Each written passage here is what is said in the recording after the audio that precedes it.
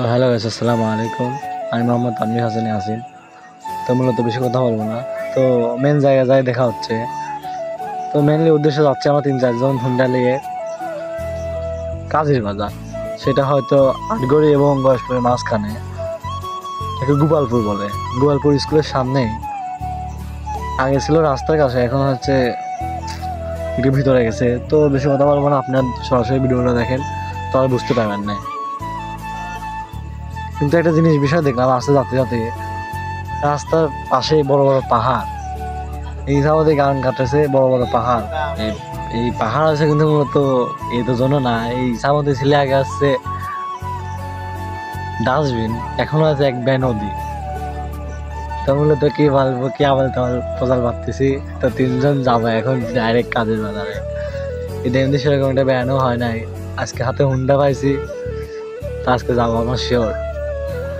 তো এমন লোকে রাইড করে দিচ্ছি, সে ভালোভাবে রাইড করতেও পারে না।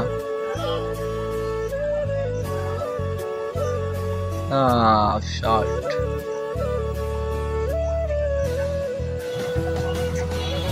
তো দোকানের পর পড়ায় চলে যাইছি, কাকা খালি গায়ে হয়ে, শুধু ক্যামেরা ভালো না হলে ভিডিও হয় না। তো দেখতেছি কাকা অনেক তো আমরা 3 জন 3টা অর্ডার দিলাম।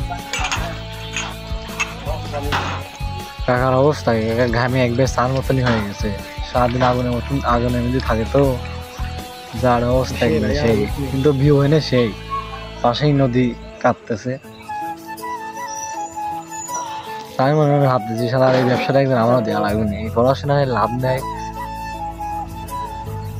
নদীর ভিউটা মাশাআল্লাহ চলে, পাশে 1 কাপ চা নিয়ে বসলে মোটামুটি 1 কাপ চালেও চলে, আমার পাশে যদি কেউ থাকে তাও চলে। আগে খেলা ছোটবেলায় ভাবতাম যে বাড়ির পাশে নদী, এত মাটি ফেলা আছে কোনে, কিন্তু এখন বুঝি যে এই মাটি কোনে ফেলা আছে, রাস্তার পাশে বড় বড় পাহাড় কেটে ছুঁয়ে দিতে। আমার আছে আসলে লেট করে, মূলত কি বলবা, চা পড়ায় শেষের দিক হয়েও গেল। সেই কাকার অবস্থা, কাকা আবার শিকায়ত দেওয়া আছে বা শালার কাকা হলে রাজা বিন্দাস, মাল প্রতিদিন 1 মণ দুধ বেচে, ও তো সর্বোচ্চ বড় লোক